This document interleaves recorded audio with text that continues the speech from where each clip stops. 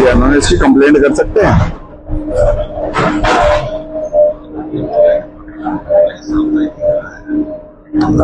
हम तो लोकल आपको तो एक कंप्लेंट भेज देते हैं, फॉरेस्ट को भेज देते हैं। अपना नाम बता। मैं रविंदर सिंह, RW अध्यक्ष 69 कॉलोनी। क्या कहेंगे रविंदर जी, जिस तरीके से DDA सुबह 5 बजे सोते हुए लोगों को निकाल कर यहाँ पर प्रदर्शन चल रहा है, कहीं न कहीं मिली भगत है, क्या मानते हैं? DDA के जो अधिकारी हैं वो सरकार की बिल्कुल नहीं मान रहे हैं, ना सरकार का खौफ है ना पब्लिक का खौफ है।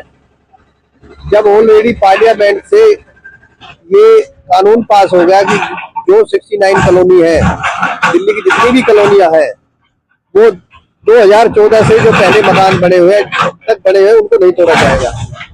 उसके बावजूद ये पार्लियामेंट के कानून को नहीं मान रहे, नंबर 1 बात।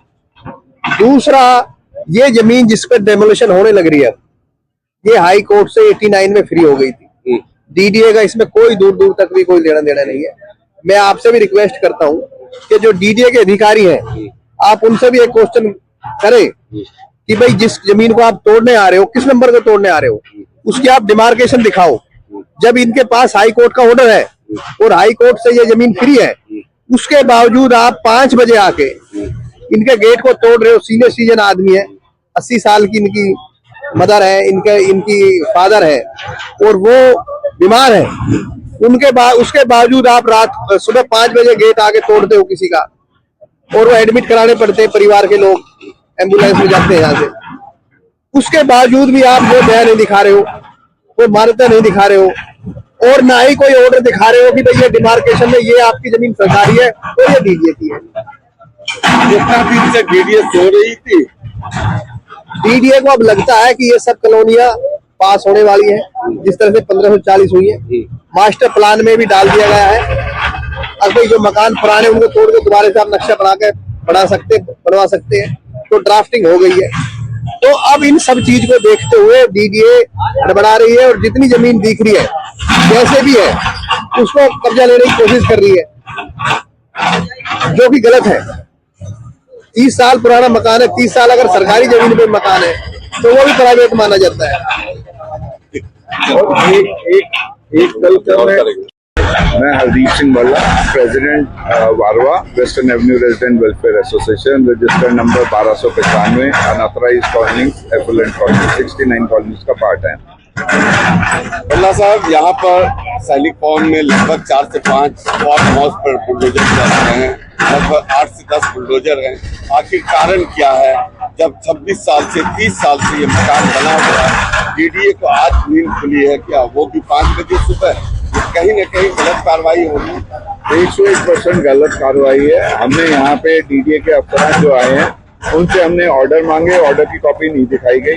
हमने इनसे ये कहा कि इस खसरे का डिमार्केशन कहाँ पे, आप 4 जगह पे डिमार्केशन का पॉइंट लगा दें, उसके बाद अगर आपका जायज बनता है आप तोड़िए। बट वो कारण ये है, ना वो डिमार्केशन दिखा रहे हैं, ना यहाँ लैंड एंड रेवेन्यू डिपार्टमेंट से कोई इंसान है, ना SDM ऑफिस से कोई यहाँ पे उपलब्ध है कि जो जवाब दे सके।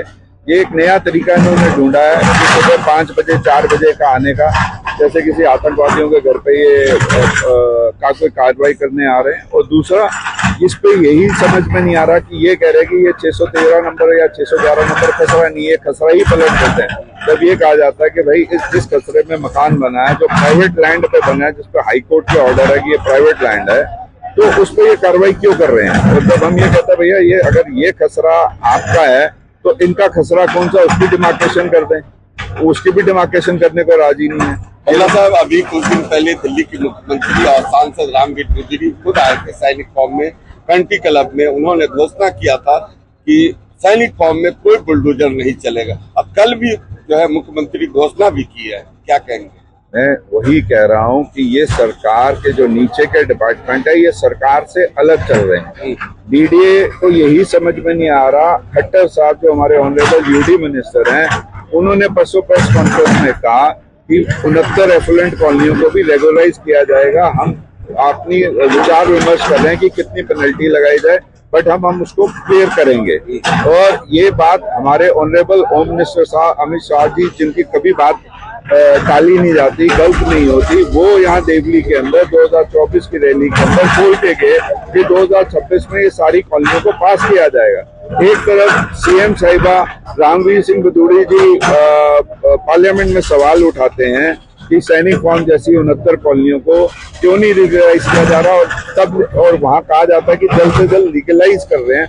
जब आप एक तरफ लीगलाइज कर रहे हो और आपने 1511 colony as it is where it is पे पास कर दी, ऑथोराइज कर दिए सब मकान, तो हमने कौन सा ऐसा जुर्म कर दिया? कोई आदमी ये कह देना कि उसके पास पैसा है तो उसके लिए देश का कानून बदल जाएगा क्या? फिर तो मर्डर में भी कानून बदल जाना चाहिए। अमीर आदमी को अलग सजा होनी चाहिए, गरीब आदमी को अलग सजा होनी चाहिए। इसका कोई सिर या पैर नहीं है।